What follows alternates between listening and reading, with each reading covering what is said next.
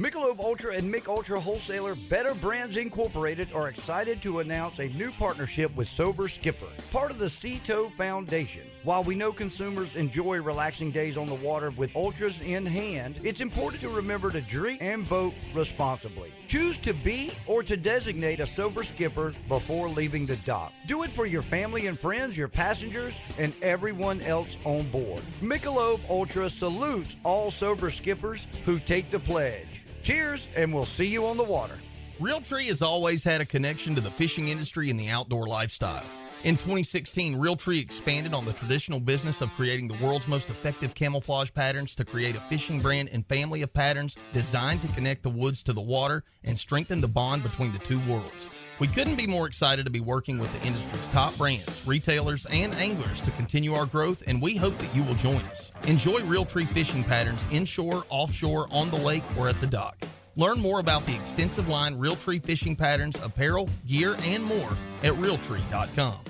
One thing that all of us outdoorsmen and women love to do is travel, whether to fish new waters or to chase wild game in other areas that we may not get opportunities at in our own area. Our friends at Monster Reservations Group want to open up an entirely new chance for you to travel and enjoy the outdoors or just relaxing. With over 40 destinations in the U.S. like beautiful Gatlinburg, Tennessee, Wisconsin Dells and Shenandoah Valley, Virginia, Poconos, Pennsylvania, and even our backyard here at Myrtle Beach, South Carolina. And many more. They are going to give you twice the vacation. That's right. Pay for 4 nights, and you're going to get 4 nights for free. That's $498 for an 8-night stay at one of our incredible destinations, and that's for simply listening to Trilogy Outdoors. Go book your trip and get all the details at www.monsterrg.com. That's monsterrg, all lowercase.com. Pay less for an incredible opportunity to explore the outdoors in your choice of over 40 destinations. Book your trip now.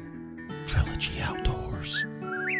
All right, folks, welcome back to another exciting and educational episode of Trilogy Outdoors, where we talk everything fins, fur, and feathers. And the Senator and myself are here on this beautiful morning recording. And, everything's going on right now. We're talking offshore fishing. We got turkey to talk about. We got everything to talk about, man.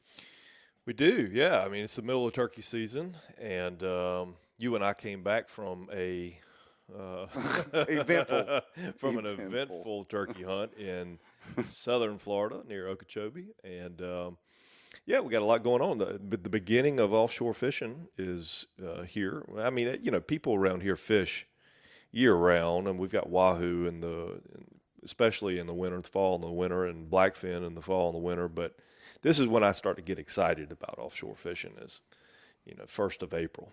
Well, I know you've got an offshore trip scheduled, and that's not like you, because normally your schedule, it's kind of like, okay, tomorrow I'm going offshore. Isn't that how it works? That's usually, yeah, no, that's right. That's usually how it works. But yeah, I mean, this time of year we have a number of people asking to go, that have been asking for a long time. So you got to try to plan them, even though the weather doesn't always cooperate weeks in advance, but you got to try to plan them. And we've got a trip planned coming up in just a week or two, and then we'll be fishing probably twice a week thereafter. Once the turkey bug is gone, and we've had our fill of the goblin. Hey, I'm done. I gotta wait a week. You got to wait a week. Right? Don't I? A week, or how long do I have? What's the first date? It's 10 days. So the first in South Carolina, we have a system where you have a tag until April 1st. So okay. whatever that is, March 22nd to April 1st. Yep. And then you can fill your other 2 tags after that. And you can fill 2 a day during that season. I mean, after you get past that, or is it still 1 a day? It's only 1 a day. Okay. All right. Good. Yep. Well, only 1 a day. I could only got one yesterday, and I got one, and I got lucky. And I'm just going to tell you one thing. So here's how it went down. So I set up about 100 yards from where we'd taken a bird on opening day with my friend and the owner of the property where we were at. And I sat up on the other side where the birds actually that we shot at came from. So I sat up on the other side by myself. And, of course, we're trying to get some videos and stuff. So I set a GoPro up out in front of the decoys, thanks to our good buddy Rick and his ideas, because the other day when we harvested that bird, my camera was facing the wrong way. So I got it set up, and I climbed through this little ditch and up on this little berm with some trees and up under some heavy brush, and I was sitting there, and I don't know, I got in there way early, probably 5:50, but I knew I was close to the roost. Got in there, set my decoys up, got in there and waited, and I started hearing gobbles all over, and I didn't hear anything close like I had the day before, but I did hear one single gobble that was to my right, or which would have been to the north, and it sounded like it was off in the distance, but it also sounded like it was facing the other direction. And once you've heard them enough, you know when they're facing you and when it's the other direction. Well, then I heard like 2 or 3 that were literally 500 yards away. They weren't that far away. And so I started kind of messing with those and not even thinking about this other bird. And I only heard that bird gobble one more time after it came out of the tree. Those birds quit talking. They didn't say a word. I never saw a hen, never saw anything. And, boy, that coffee just started hitting me. And at like 7:25, I decided to crawl up, and my GoPro, I noticed when the sun got up, my GoPro was angled down too high. So I was going to reach up, belly crawl, tilt it up, and then take care of the business and then crawl back up into the woods. Mm-hmm. So I literally did that, got it, and crawled back, and I was backing up, and, you know, I've got that new turkey vest with the chair built in. So as I'm backing in, I'd put the chair down, and, of course, there were vines right there. So I get hung in a dang vine. So I'm sitting there trying to finagle and get around this vine. And then I forgot my cushion, so I had to pull my cushion up under, and I finally leaned back. And I literally leaned back, reached down, grabbed my phone to make sure the picture on the GoPro was good, looked at it, and set it back down and reached over to grab my box call. And I leaned back up. I got my diaphragm call, put it in, and I look up out the right side of my head, and I'm like, wait a minute, that's not a decoy. So at some point in time, this bird, the single bird, had come all the way through the woods to me. And while I was coming back up into set up, he must have been coming out into the field. But he didn't see me, but he heard something, and he came up, and he was just like, he was at 20 yards when I first saw him, but he was outside the camera. So I kept going, all right, just wait. And, of course, my gun was sitting beside me. It wasn't sitting in my lap. And he walked, and I got video of it. He walked out, and I could tell he knew I was there. He knew something was up. He never, you know, he made that walk, like, right on the ditch bank, and then my decoys were here, and then he started doing this, like starting to filter towards the outside of the decoys and walking across the field. But I don't think he was coming into the decoys. Walking with that head up, sort of doing that little bit of a bob. And yep, and kept looking. But not quite clucking yet. And it's so amazing that, you know, I mean, you were laughing about my face paint, and yes, I had face paint on, but when I started thinking about the fact that buff that I had was the same buff that I wore when I was sick in Florida, and I didn't know whether that virus was still in it, I refused to wear it. So I grabbed paint and put on some face paint. But they can see your eyes blink, you know, when they're that close. Oh, yeah, they can see your eyes blink. It's for sure. amazing, but yeah, and for those of you who don't know, we were in Florida week before last. Yeah, week before last. And Inglis got the stomach bug while we were in Florida. Yeah, as did Lucas. Yeah, as did Lucas, landowner. Yep. And his son, 18-month-old son. I guess the 18-month-old son's the one that brought it to y'all. Yep. If I had to guess. But, yeah. So Lucas and Inglis sat around the hunting cabin for 3 or 4 days while we hunted unsuccessfully. Well, no, that's not true. We killed one. No, y'all did kill one. Rick got one. They just weren't talking.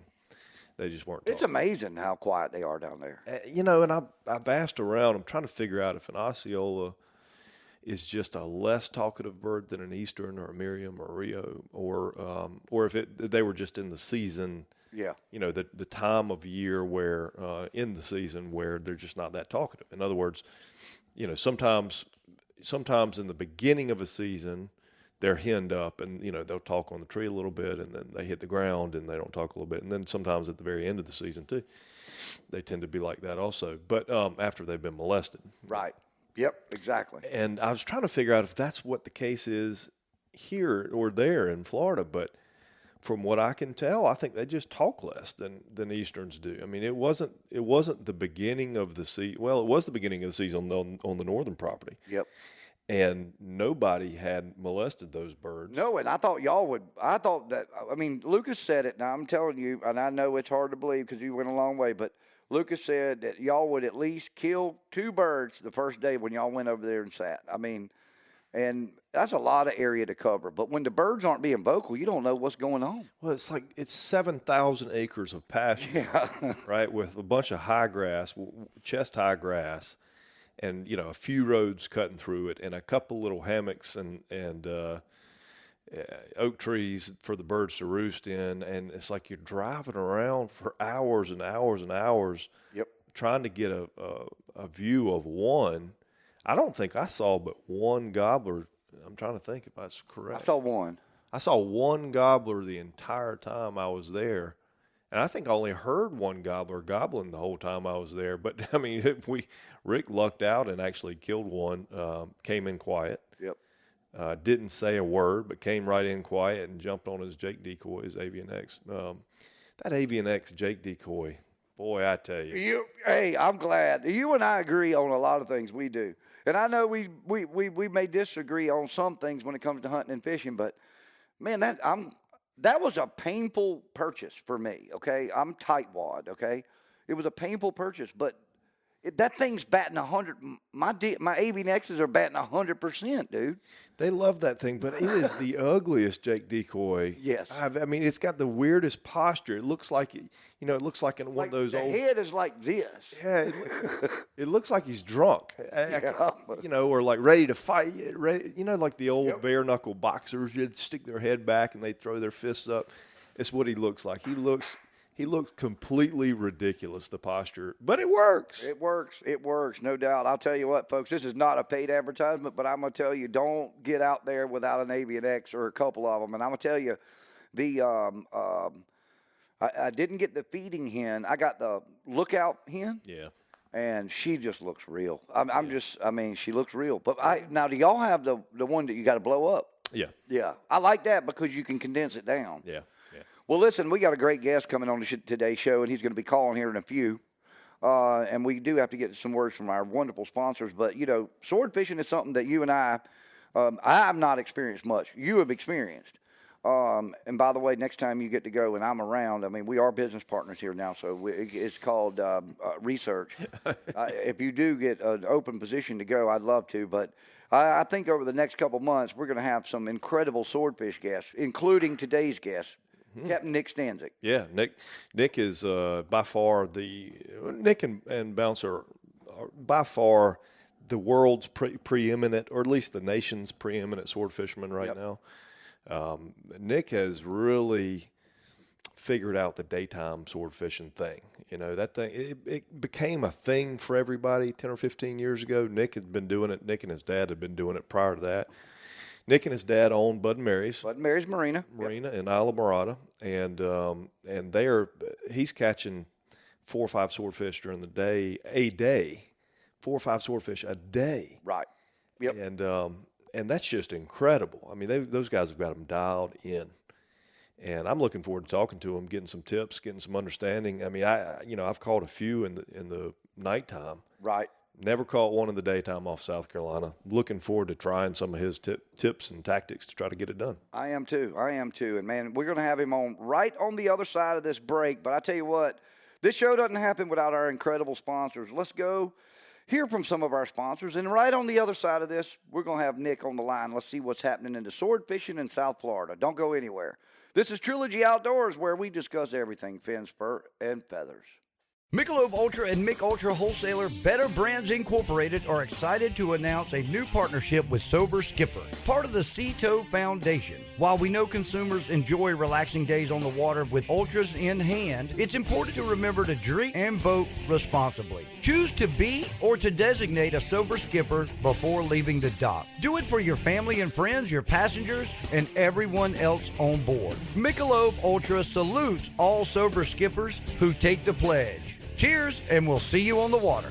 All right, folks, we are back with Trilogy Outdoors, and as we said, our guest today is Stephen has done a great job lining up an incredible individual who, if you follow any form of social media and are a fisherman, I promise you, his stories have popped up on your timeline, and I'm gonna let you introduce your Freeman brother. And Yeah. I say that because that's how this all came about, I'm sure. Yeah. But let's let you introduce our guest. So I don't know Nick very well, but have met him, virtually met him through a mutual friend of ours, Scott Cothran, and Billy Freeman, and got to know Nick because of his interest in Freeman boats, and he runs Freeman boats now down in Alamorada out of Bud and Mary's, and Nick has really gained a following, I guess is the best way. I mean, like you mentioned. Following? Yeah, I mean, he's got, I don't know how many Facebook and Instagram followers he's got nowadays, but it's got to be gazillions. Yep. And has really developed a following, especially for daytime sword fishing. He has, I don't know, I called him the preeminent daytime sword fisherman in America right now, and I think that's probably true. Everybody knows his name when it comes to sword fishing. And so They might not know how to spell it. STAN, Nick? CZYK. There you go, CZYK. There you go, folks. That's our guest right there on the line. That's our guest. Nick, thanks for joining us today, buddy. We're looking forward to talking to you. Thanks for having me. Yeah. So when did you get involved in Alamorada fishing? Has this been a lifelong thing for you? Yeah, it's always been a family business and a family affair. I was born in 1985, so I'm just turned 37 recently, and my dad has owned Bud and Mary's Marina since 1978.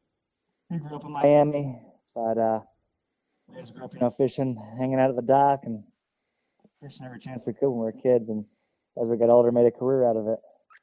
Yeah, so, Alamorada's been known for years to be a destination for sport fishing and people visiting for the purpose of doing nothing but fishing.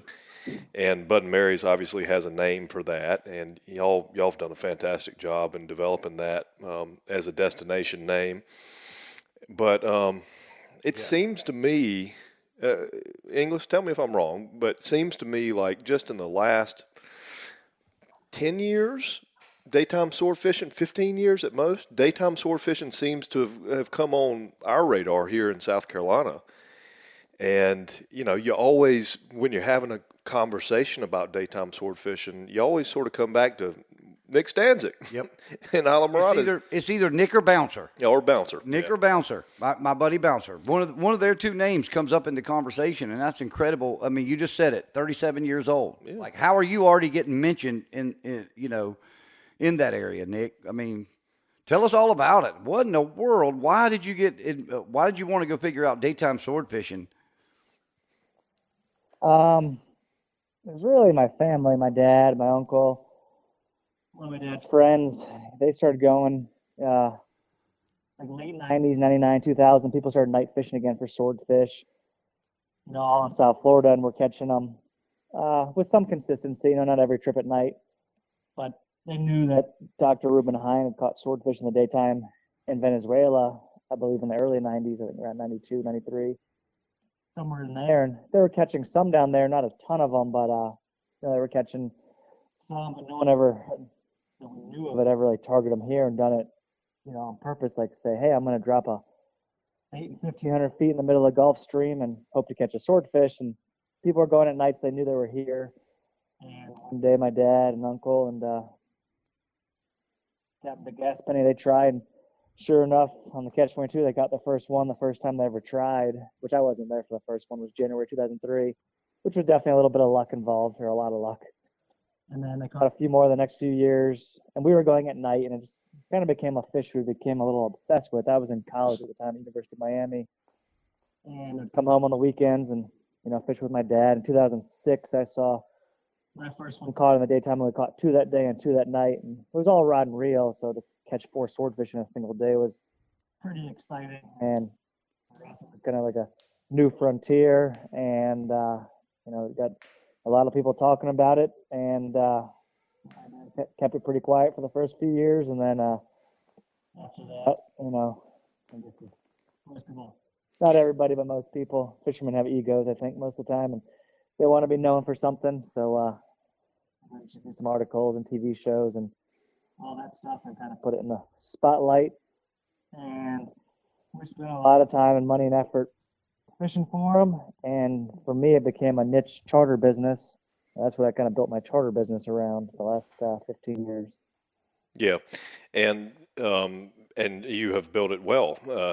I would imagine you're booked up frequently, if not, going out years. Because that's really, that's what people, when they go to see you, it seems like that's what people want to go do now is daytime sword fishing. And I'll tell you, it's no secret to you, I'm sure. If I was to book a trip with Nick Stanczyk tomorrow to go daytime sword fishing, it would be to learn. It'd be to learn the tricks so I could bring it back here to South Carolina. I'll tell you, I have caught a total of 4 swordfish in my life, all of them at night off of South Carolina. I know we've got a tremendous sword fishery here, and we used to have one back in the 70s. It was huge back then, as far as commercial sword fishing goes. Yeah. But, the daytime sword fishing, it's just, it's sort of an unknown. People know. Unknown's a little too much. People know it exists, but nobody has really dialed them in. Senator Campson's started dialing them in a little bit. A colleague of mine in the Senate here. English, do you remember there was a boat 2 years ago? I think it was Pookie. I don't know. They called it trolling on a 30 wide. Called it trolling on a 30 wide in the on the top. I think it was at the Scarper in the hole. Yep. But, somebody called 300 plus pounder. Yeah, caught a 300-pound swordfish trolling here in 250 feet of water. Pretty incredible stuff. They do weird things at weird times, and I guess y'all have started figuring that out over the last 15 or 20 years. Are you exclusively daytime sword fishing now? Pretty much. I don't book too many charters for anything else nowadays, and I grew up running charters on an old 34 Crusader with twin diesels, and a fast cruiser for us was 16 knots. A lot of days we cruising at 13 or 14 knots, and we'd spend hours going and coming. But that's changed. I eventually wound up getting a Freeman, and my dad, he grew up, and his idea of a charter boat's a twin diesel boat, that goes 12 to 15 knots and basic and nothing fancy.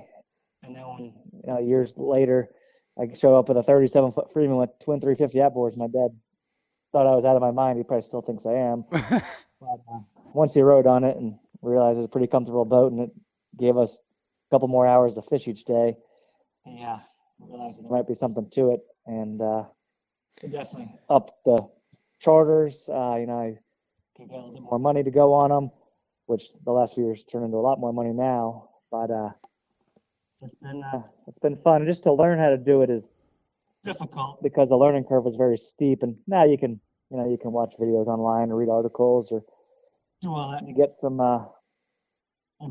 information and intel is a lot easier to get and acquire now.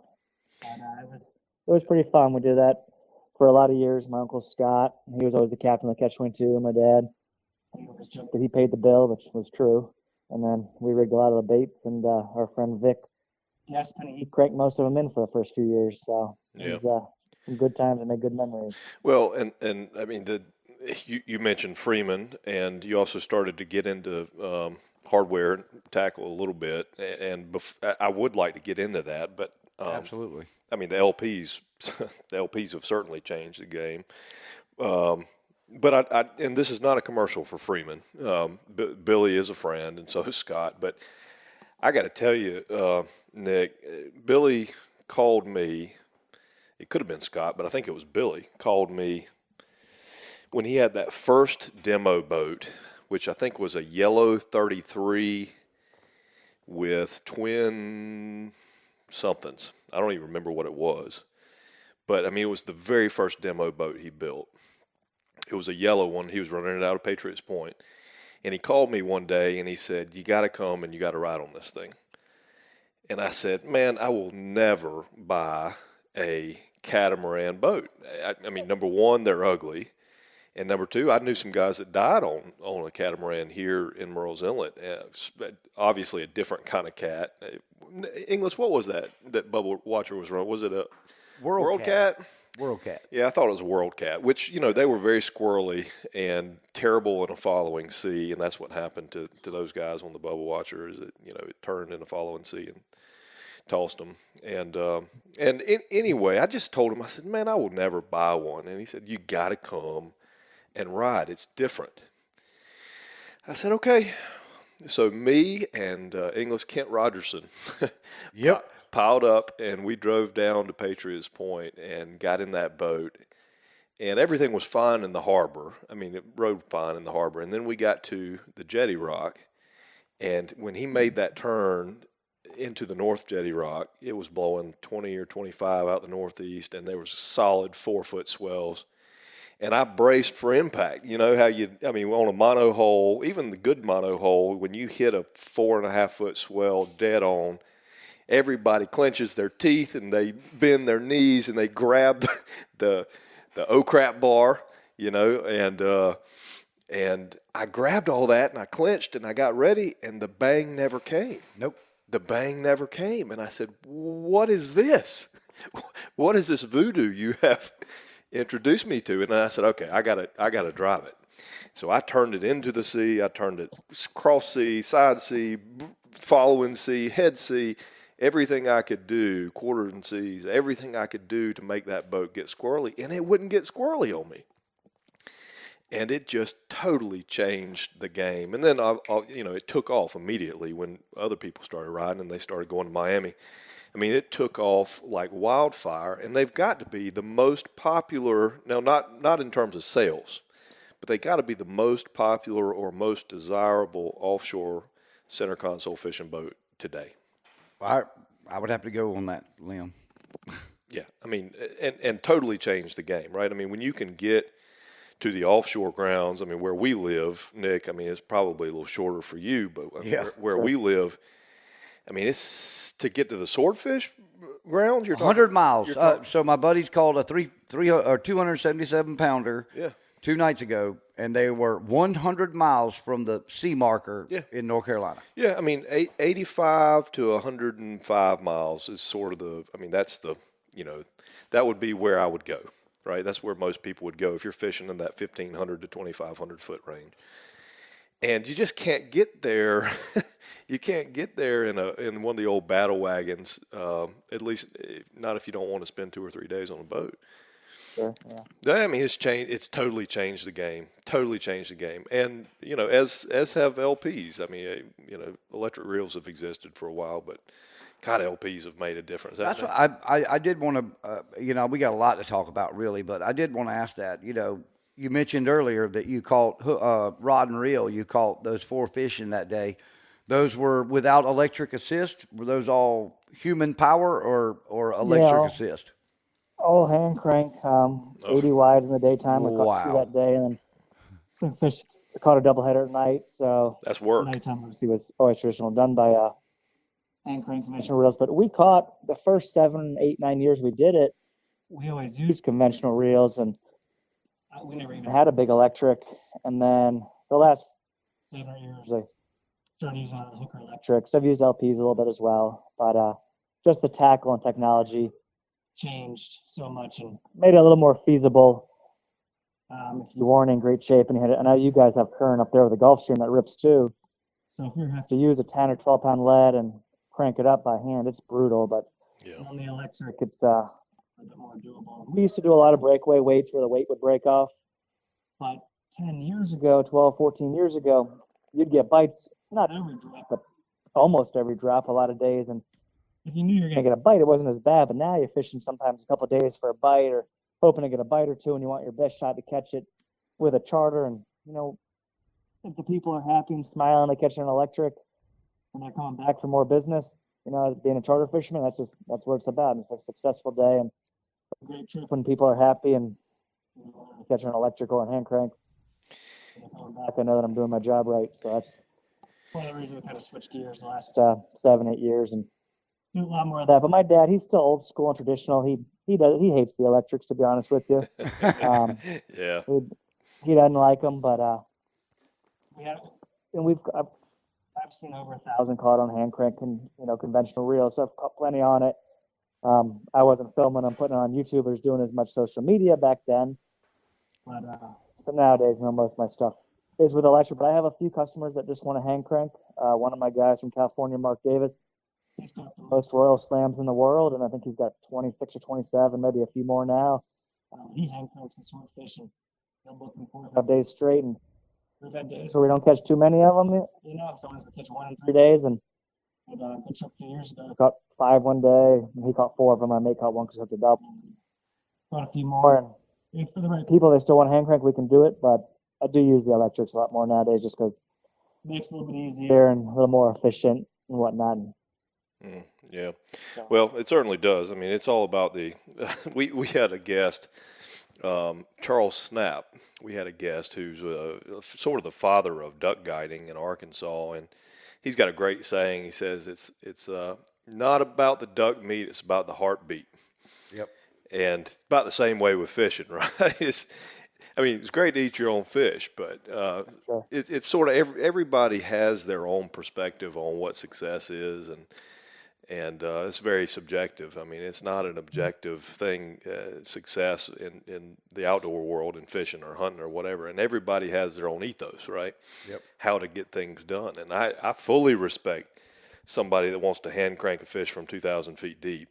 It's just that I've caught enough fish. I don't need to hand crank a fish from 2,000 feet deep. I'm happy to see him come up with an electric reel, just as happy. Yeah, I always joke too, and I always say, the easy part's turning the handle. That's what, being a charter fisherman. Yeah. You gotta drive on a boat, finding it, getting your bait down there, not tangling it up, and doing it on a consistent basis. Trip after trip is the challenging part for us. So, and obviously hand cranking, especially sword fishing, does take some strength and determination, and every day always helps. But there's a lot more that goes into it, being in the right spot at the right time, and having the right bait and the right rig and all that. That's just as important, if not more important. Let's talk about the right spot for a second, if you can. And I know you may have some proprietary stuff you don't want to tell the public, and feel free to just say I'd rather don't want to talk about it. Don't want to talk about that. But as far as the stuff you can talk about, let's talk about the right area. What are you looking for when it comes to depth and bottom and current and time of day and bait, and what are you looking for when you've probably got mark after mark after mark now where you've caught swordfish, you just know they live there. But if somebody's exploring new territory off South Carolina, for instance, and assuming the swordfish act the same way they do off Alamorada in 1,800 feet of water, what are you looking for? The Continental Shelf is definitely a highway for swordfish, and they can definitely move in and out. And like you guys said, there was that big fish caught up there trolling in 250 feet of water, so it can be unpredictable. And my one friend, he tagged a swordfish, Tim Palmer. He does a lot of commercial fishing. It regularly went to 3,000 feet of water, which is 10 miles outside of where we fish. So they could go anywhere inside offshore that shelf. But basically, if you went around the world, if you fished from 1,400 to 1,800 feet of water, in most areas, whether it's Australia, New Zealand, the Gulf of Mexico, up and down the east coast of the U.S., the kind of shelf there, 1,400, 1,800 feet, is kind of the zone where a lot of fish migrate. You can look at satellite tags, and you can see that 1,600 feet is kind of a magic depth. And now the satellite tag that doesn't tell you is that are they in 2,000 feet only down 1,600, or are they in 1,600 feet right on the bottom in the daytime, which you don't really know. We may never know exactly because that just tells you the pressure on it. But generally, if you're just getting started, that drop off up and down the coast, and I've heard of fish a lot shallower in the Carolinas and up, further Maryland up there, even inside of 1,000 feet of water, 800-900 feet. But I think I'm not super familiar with the bottom up there, but I believe with the canyons, 2,000 to 1,000 up there is not really that far apart. So right. That probably plays a big role in it. But just that shelf, if I picked one depth, 1,600 feet, pretty much around the world, or in the U.S. at least, that would be a great place to start. Any sort of nook or cranny, little break in the wall could hold bait would be good. And you also catch them on flat bottom where there's not much around. They still got to swim from point A to point B, but if there's some sort of structure to help hold bait, generally it's going to hold fish. if they're in the area, hopefully they know to stick around there for a while. All right. Now, are you when you say 600 feet? You mentioned bottom a minute ago, and I missed. I think I missed that part. When you say 600 feet, you're fishing on the bottom. 1,600 feet. Yeah. Yeah, 1,600 feet. Yeah, we fish down near the bottom, within the bottom few hundred feet of the water column.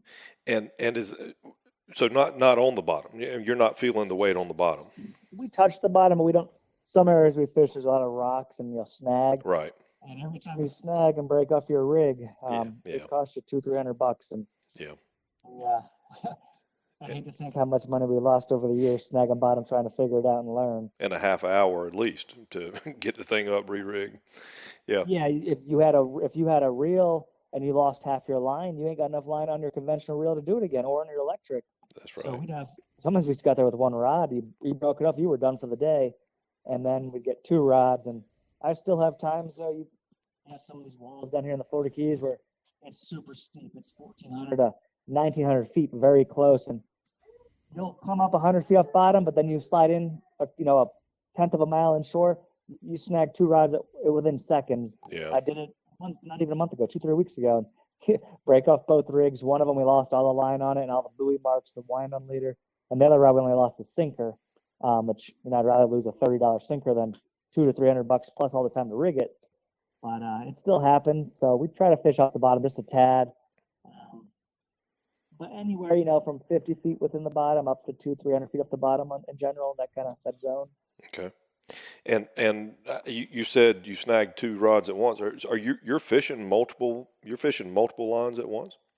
Yeah, we used to do 2 on occasion when we hand cranked, but with the electrics now, it's definitely a little more easy to fish 2 rods. And easy is a relative term. Once you do it and see it, it makes sense. But if you're just learning, I would say 1 good one is better than 2 half.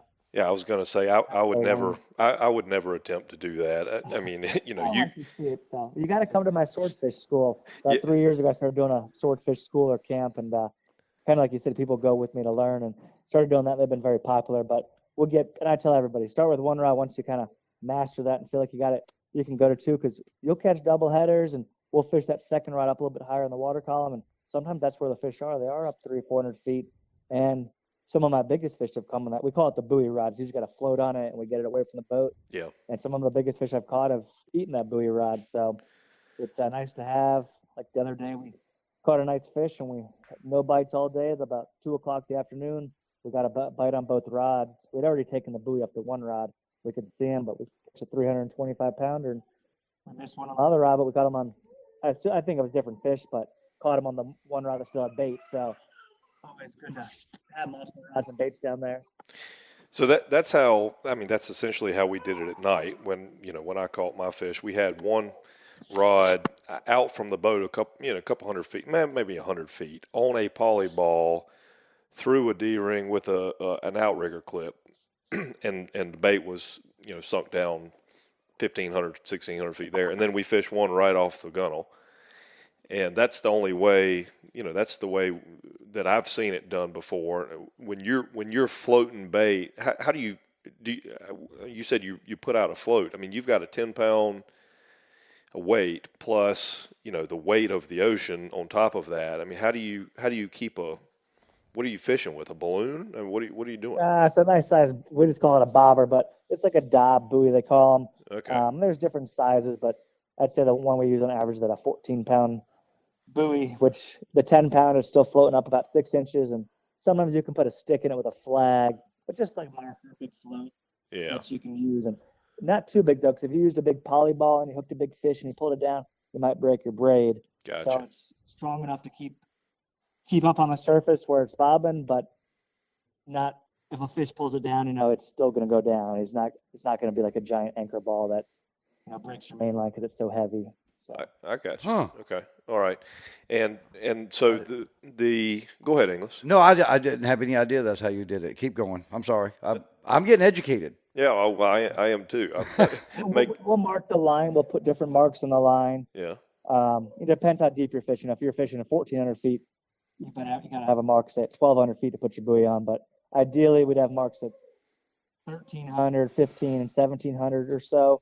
And that's for the second rod. The main rod, we don't really have marks on it. And a lot of the electric reels, like my hooker electric, has a counter, so I know how many revolutions I have out of line. Mm-hmm. But the buoy we have to mark prior to fishing and splice in, a little double-ended wind-on leader there because you don't want to hook the float right to the braid. It'll break eventually, usually within a day or two it'll break. So we'll splice it in, and it can take you hours to rig it up and do it right, if you're making all the marks on it and pulling the line up and measuring it. So it is time-consuming and takes some effort to do. Yeah.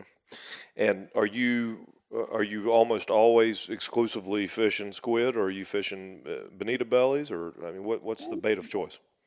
I think swordfish are opportunistic. Whatever you use the most of. Like Bouncer, he loves squid. Mm-hmm. I finally got to fish with Bouncer about 2 months ago. It was the first time I ever fished with him, and we didn't swordfish. We caught barrel fish. He never caught one, so Mm-hmm. it was kind of cool to take Bouncer out and catch him something he never caught because the guy's caught about everything that swims. But back to the squid part, I use some squid, not a lot of it. It doesn't hold up as well as a fish strip, like a bonita belly or a mahi belly is real durable. No doubt that they eat a lot of squid, but it's honestly probably my least favorite bait. So I use some, but not too much. I use a lot of fish baits. Okay. Any whole fish baits or just bellies? Yeah, occasionally. Yeah, like swordfish will eat anything. Yeah. We never dropped anything that didn't get a bite before. We had a bite on a lizardfish before. I never dropped one. But yeah, sometimes if you have a small bonita hole or a small dolphin hole, Spanish mackerel, all that stuff for whole baits. The funny thing about swordfish is though, you could drop a 3-4 pound mahi, and a big swordfish 300-400 pounder. Of course, he'll eat it, but the problem is a 30, 40, 50 pounder will try to eat it. Yeah. The first swordfish I ever saw caught in the daytime, we had I think it was a 20 circle hook, so a big giant circle hook and a whole mahi that was 4 pounds, a little dolphin, and a 47-inch swordfish ate it. Barely a keeper. It was a keeper. We were ecstatic. But you get these smaller swordfish that are 50 pounds. They'll try to eat that big old bait. So that's part of the reason we don't use a ton of them. And I use something on the smaller, medium side that you have a little better hookup percentage with. So maybe strip or belly or mahi belly. Gotcha. And you're fishing all circle hooks, right? Yeah, we used to years ago, but I don't use them too often anymore. We use a lot of J hooks now. Yeah, swordfish are such a funny feeding fish. They're real sloppy. Day or night, you foul hook quite a few of them. They swim into it, they get tangled up, and we just had better luck with J hooks. So I do more J hooks than anything else. Interesting. So I would have never guessed that one. Me neither. Yeah. You can still catch them on both. We caught them on both, but a few years ago, I remember went like 1 for 4 or 5 on swords. I'm like, you know what? I got to try circle hooks again. And the next day, I'd go 5 for 7. 5 fish we caught were in J hooks. The 2 circle hooks we lost. I was like, back to square one. And it's just the fish. They range. You could hook a 20 pounder one drop and a 300 pounder the next drop. If you knew they were going to be small, you could downsize your leader and your hook. But you always got to be ready in case the big one bites, and I think that's what we're all fishing for out there. Always hoping the big ones. When you say big, help me out. What is classified as? In your book, and dude, I watch all your social media, so I see a lot of your fish come to the scales, come to the dock. What is a big swordfish? I would say 200 plus pounds is big. I had a 1 year here. I caught over 100 swordfish. I only had 2 just over 200 pounds. I probably caught about 15 of them over 400 pounds, and a couple quite a bit bigger. A few of them now, I guess. But the 200, when someone says I caught a big one, 200 plus would be big, and 300 is very nice. And once you hit 400 plus, that's like lifetime fish. You don't catch tons of them like that. And we always hooked a lot of big ones years ago, but they always got away. But the last 6 or 7 years, I got a little more even with them, and got a little more practice and patience, and caught my fair share of big ones the last few years, 7 or 8 years. Yeah. So I want to go back to this circle hook thing for a second, because that really surprised me. And so it seems to me like it's a very subtle bite. At least the ones that I've been involved with have been very subtle bites. Yeah. And sometimes I'm not even sure if it was a bite or if it's just bobbing or if it hit the bottom or what. But you're sort of waiting and watching for the next, for the next time the rod doesn't bend down with the current or bend down with the bob of the boat. And it feels to me like you're giving that fish quite a bit of time to swallow that bait and begin to run before you realize he's hooked and you push your button. Do you not get a lot of swallowed baits and gut hook fish with J hooks? We catch a few that get hooked, but not a lot by any means. Really? Yeah, man, I go months and months without gut hooking them, and then sometimes they're just biting better. The current's a bit lighter, and they're swallowing them more. But we don't gut hook a lot of them. We gut hook a few of them, but yeah, not nearly what you'd think. And interesting. I think I would do better now with circle hooks than I used to. When we first started, say, you go back there 12, 14, 16 years ago. Probably wasn't as patient, like you said. Get that little bite, the rod barely moves, and you're like, you're scratching your head, is that a bite or not? And I'd be a little more patient now, and waiting for the rod to load up a little bit more. I'd probably do a little bit better with them, but I still wouldn't switch to them, right now myself using them. Yeah. Interesting stuff. All right, so when you're looking, so you've told us 1,600 feet, sort of the magical number, anywhere from 14 to 18. 1,600 yeah, seems. And it might be a little shallower. It could be a little deeper too. Okay. Are you looking for bait on your bottom machine? What are you, or not? No, I didn't. And we always had decent machines. Mm-hmm. Bought electronics years ago. We could mark the bottom, and we'd mark a little bit of bait here and there. But just with technology and everything getting better, the last 6, 8, 10 years, now I got a sim rad with a 3 kilowatt transducer, Mm-hmm. and there's days we ride around, we mark bait, we drop on it and catch fish. But sometimes, you're marking bait, there's too much bait in the area, and the fish are stuffed full, they're not biting. Right. There's times where you're not marking any bait, and their fish are down and they're hungry. So it's not always, if I don't mark bait, it doesn't mean I'm not going to fish there. But I will say if I'm marking good bait in an area, I feel like if there's fish there, at some point they're going to turn on and feed. So it'll keep me in areas and certain spots. Or if I don't get a bite there in the morning, maybe I'll run back in the afternoon and say, there's a lot of bait here. At some point, those fish are going to find them and move in on it. And it'll keep me interested more and keep me in the zone there. Okay. And what about moon phases? You pay much attention to moon phases? Whenever I think I got it figured out, it always throws me for a curveball. Yeah. And charter, and we take every charter you could get. And I remember sitting at home years ago. I had some good customers in town. Friends like, "Oh, it's the full moon. You think we should go?" I'm like, "Yeah, I don't really like fishing on the full moon myself." I'm like, probably should hold off. The people didn't want to spend the money. They're a little hesitant. I was like, okay, let's just hold off because you feel guilty being a charter fish, taking people out there not getting a bite, but right. It's always fishing. There's no guarantees. And my friend went fishing that day on a different charter boat, and he didn't catch any, but he had bites every drop, and he fought a 300-pounder for 2 or 3 hours, and he lost it next to the boat. He's like, "Yeah, we did 4 drops at 4 bites." I'm like, and I sat here, at home and at the dock telling the people they probably weren't going to bite, and they were. Yeah. So it's cyclical. Some years are better than others, and you could come back and do the same moon phase, the same month, the following year, within a few weeks of it, whatever it is, kind of correlating. They're not always here at the same time, and they can keep you guessing. But if I had to pick, I would not pick a full moon. A couple of the biggest ones I've caught have been on the full, but a lot of times the bait spawns, I think, around the full moon. The fish feed out at night, and they're not quite as hungry in the daytime. So maybe keep us at home on occasion, but you get one bite and you catch a 300-pounder. It's like, it doesn't really matter if you got your one bite you caught them. Right.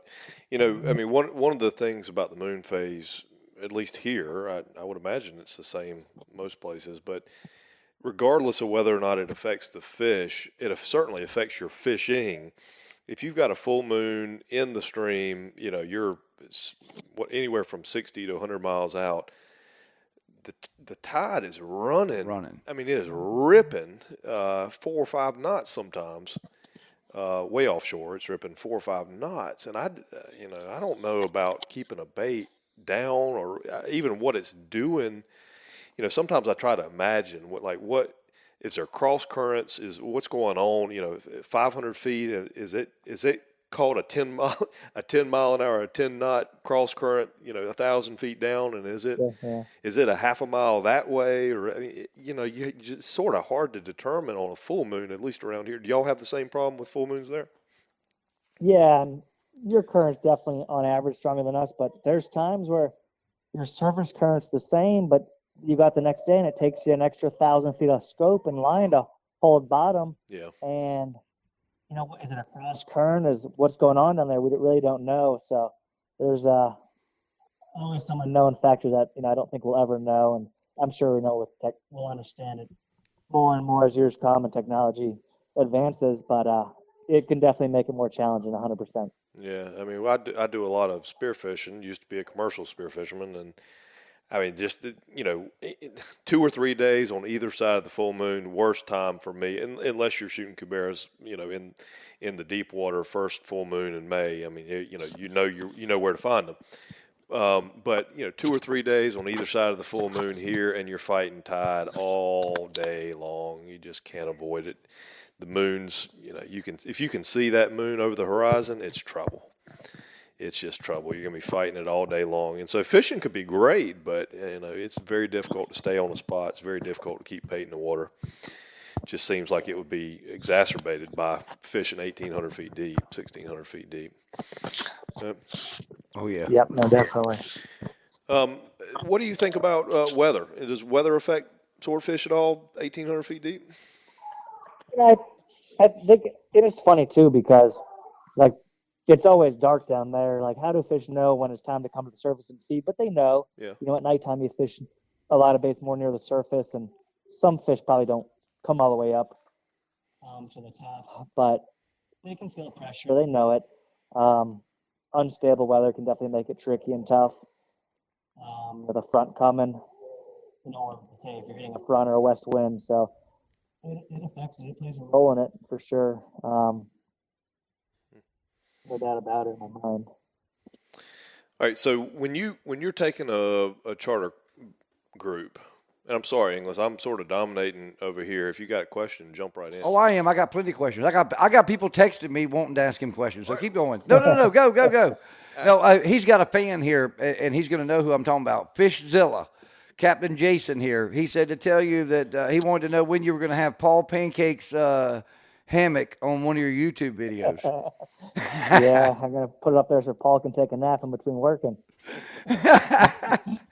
No, I was just, I really, you were talking about how booked up you are. I'm just wondering, quite honestly, if I was going to come down in 4 months, is there a chance for me and a group to book a trip with Nick, or are you booked out that far in advance?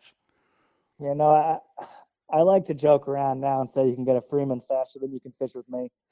So I don't know when That's it is a long to get a time. Freeman That's awesome. 3, 4, 5 years, I think, still for some models. I never expected to be this busy, and I started an email list a couple of years ago, and then COVID hit, and I had to reschedule, 6-8 months worth of trips almost because half of them could come, half couldn't. And then I had kids, and I got married. Now I don't fish as much, and I think there's there's 3,000 people on my email list or more now. And I know not all 3,000 want to go on charters, but if 1,500 of them went and I do 100 charters a year, that's still a long way to get out with me. But I'm getting a few people out. I haven't been fishing as much as I used to. My mate runs the boat a lot, and I've got a handful of clients that have been fishing me for 15 years, and I'm still loyal to them because they were there for me on the old boat when I was the cheapest and slowest boat, and now I'm the most expensive and fastest. But luckily, a handful have stayed with me. So I probably couldn't take you out in 4 months, but I'll get you stuff with my mate maybe, or another boat at the marina. Well, Captain E here and I have both run charter boats in the past, and have had experience with these. And so, you're a much more successful charter captain than I have ever been. And but I'll tell you a little secret in business, if you'll allow me to give you one. I'll take all the help I can get. All right. Well, here it is. It's going to be a very profound statement. when you have as long of a waiting list as you do, I think it's pretty safe. You could bump your prices. Yeah, I think I charge my money, right?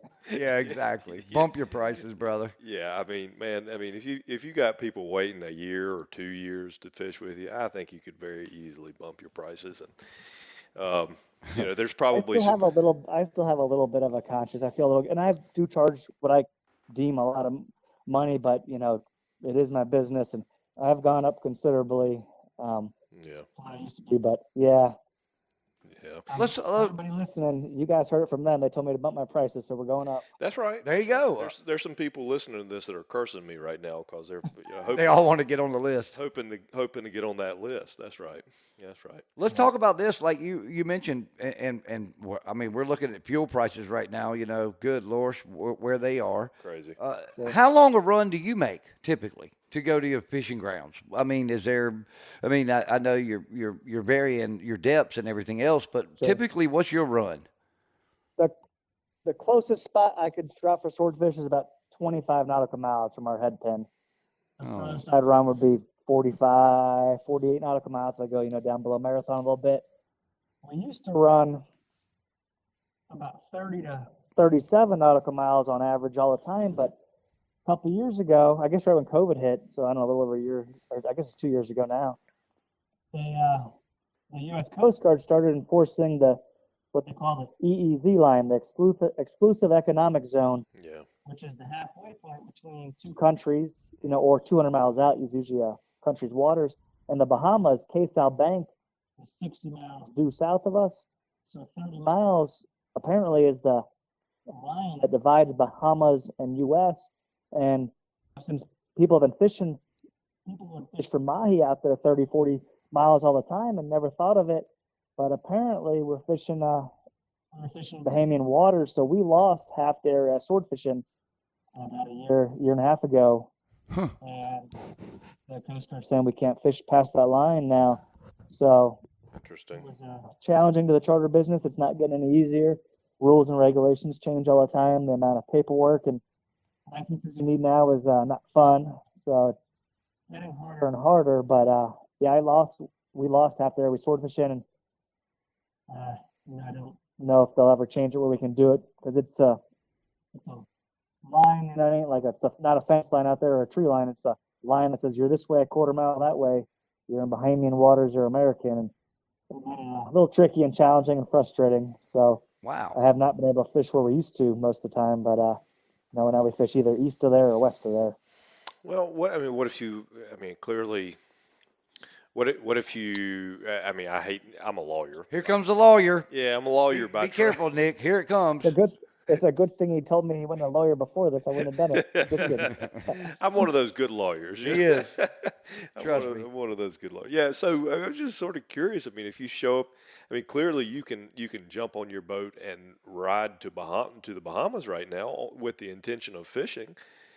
Can't you jump on your boat with your passport and a Bahamian fishing license and go fish in Bahamian waters?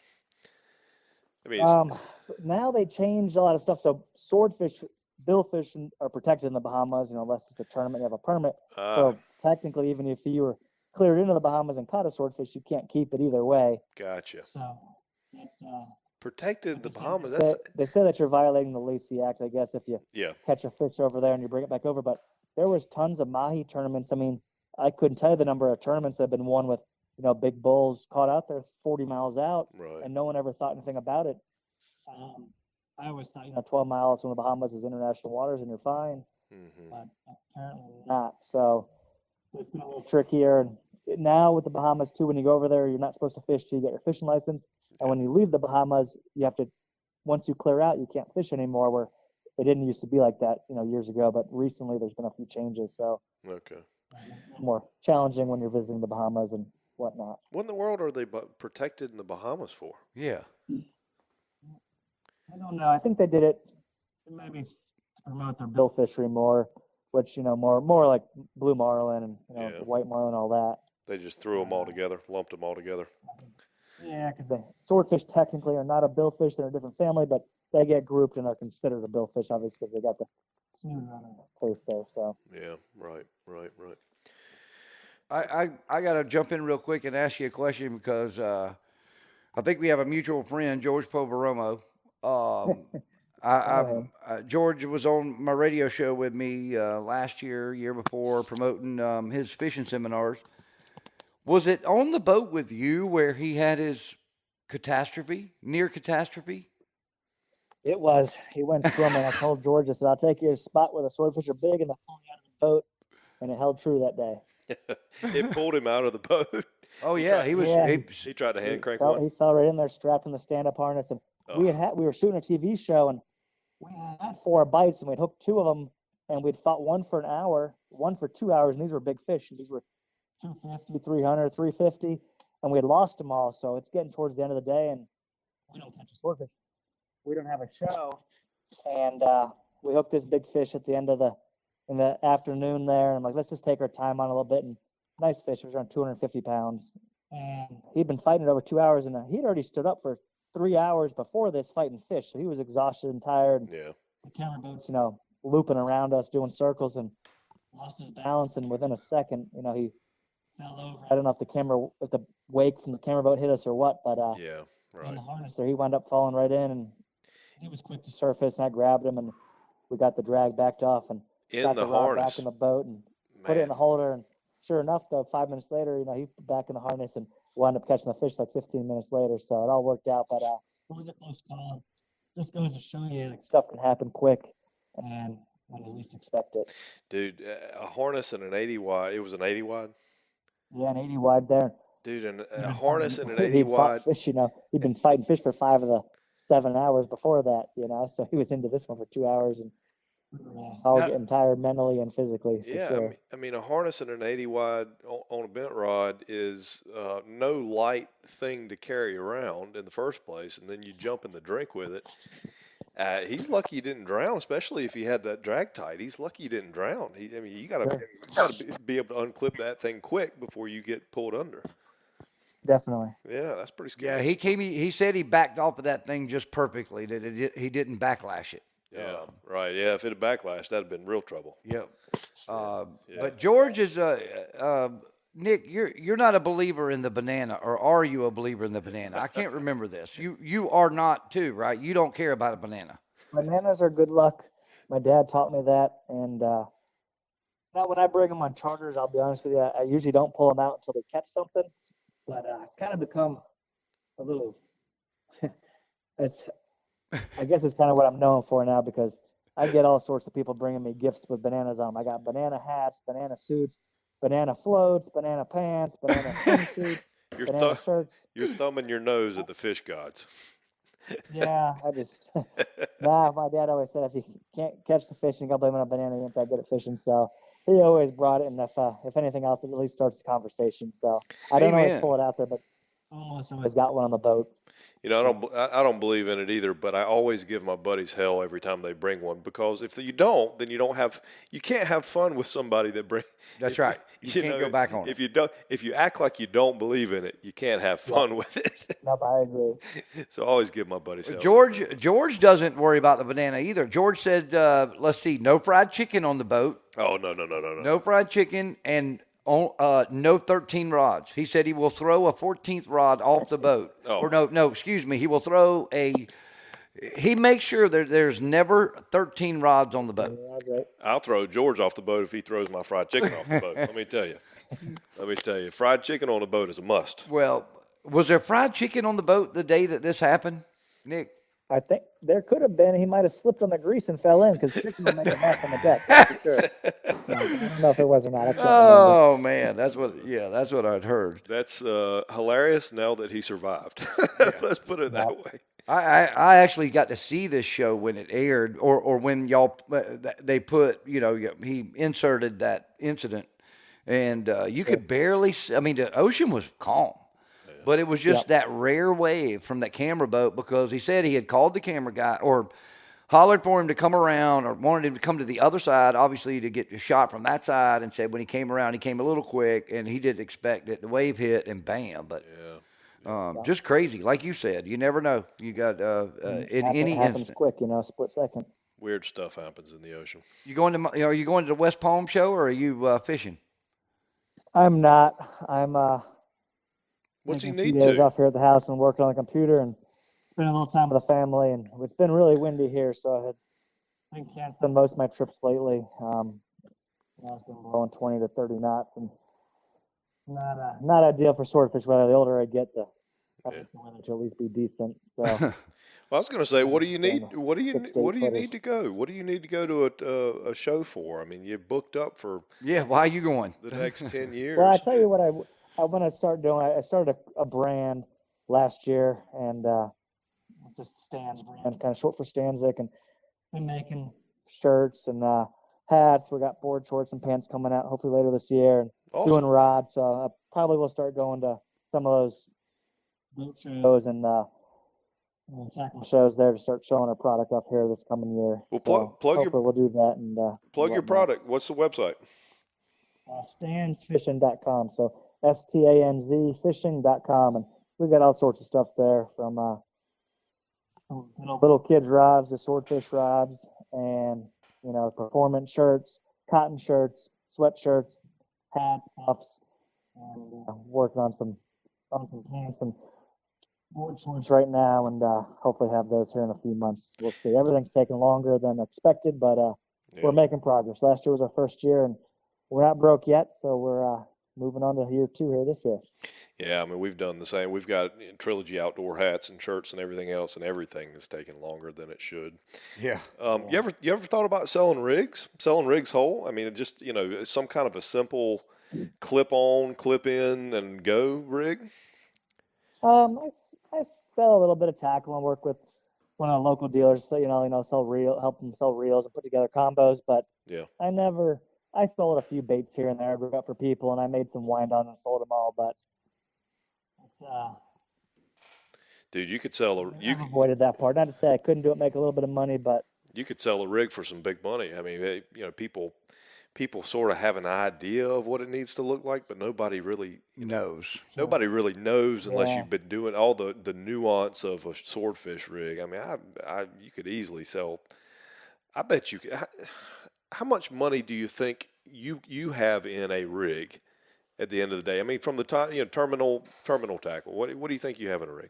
and a spool of braid is anywhere from $200 to $300 minimum. So call it $250, and a lot of braids more than that.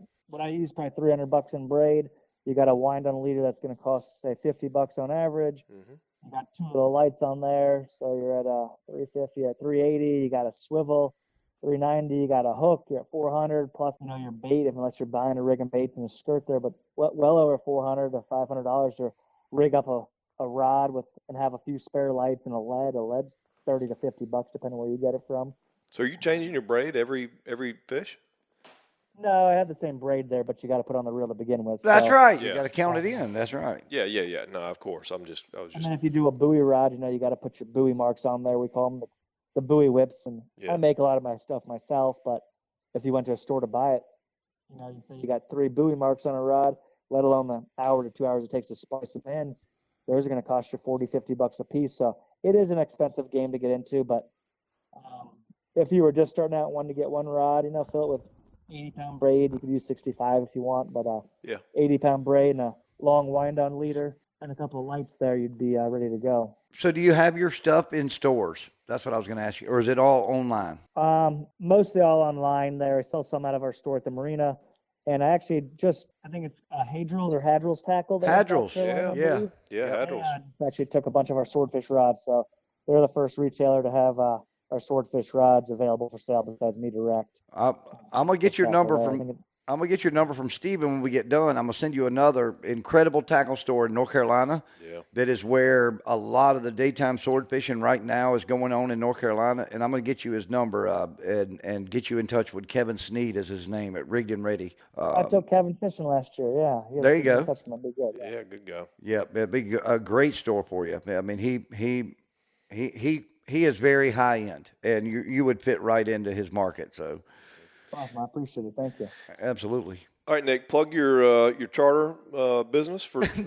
Yeah, plug it so I can book a trip for when my kids get 21. My boat name is Broad Minded, and our website is daytimeswordfish.com. and 42-foot Freeman. And I'm getting a handful of people out there each year. I'm doing my swordfish camps, which are kind of booked out the next few months already, but I try to do one of those every month or 6 weeks, where we'll get 6 different people on the boat and rigging baits, working the reels, driving the boat, trying to understand the drop, how to drop it and set up. So I do that, and you can shoot me an email there from the website if you're interested in that. And I'm going to start working on the second half of the year, booking some trips and my swordfish camps out here pretty soon. So, awesome. Do July through December here soon. Well, you will be at ICAST, I'm going to guess. I might be on vacation on the boat in the Bahamas with the family, so we'll see. Good for you. All right, Good for you. And you're prolific social media, so tell us about that too. Yeah, how to follow you? I got Instagram is Captain Nick Stanczyk, CAPT, then Nick Stanczyk. Facebook is Captain Nick Stanczyk, and then on YouTube, that's been our latest project the last 3 or 4 years. Stan's Fam, so like STANZ, then Fam, FAM, Stan's Family, and got a lot of fishing videos on there. Do a little bit of cooking, but we got everything from catching lobsters to catching swordfish, and just kind of show our life here in the Florida Keys, and have a lot of fun with that the last few years. Awesome. You do a great job of it, brother. I'll tell you what, man, we can't thank you enough for taking time on a Friday afternoon to join us and share a little bit about what you are blessed to get to enjoy and what you are so incredibly good at. Any last words there, Senator? No, all I got to do is say thank you so much. We are truly blessed to be able to do this and to talk to people that are experienced and knowledgeable, and you're certainly right up there at the top when it comes to fishing and especially sword fishing. So thanks for sharing your wisdom with us, and I hope I get to meet you in person soon, and maybe I'll even join you on one of those swordfish schools. Yeah, we might have to run that through the business. Pleasure talking with you guys, and hopefully we'll get to meet sooner than later. All right. Amen, Nick. Thank you so much, brother. Thanks, buddy. Yeah, all right, ladies and gentlemen, the one and only Captain Nick Stanczyk. All right, remember, folks, if it's dealing with fins, fur, and feathers, you're going to find it right here on Trilogy Outdoors. Trilogy Outdoors Podcast is a product of Trilogy Outdoors Media. All views and opinions of our hosts and guests are not necessarily those of our sponsors. Trilogy Outdoors is produced and edited by Trilogy Outdoors Media. Be sure to follow us on all the podcast platforms as well as our social media pages on Instagram, Facebook, and Twitter. And also, don't forget our other brands, Southern English Radio Show and Walk 'Em All Outdoor Magazine. To find more information, visit TrilogyOutdoorsMedia.com. And remember, if it's anything dealing with fins, fur, and feathers, you're going to find it right here on Trilogy Outdoors.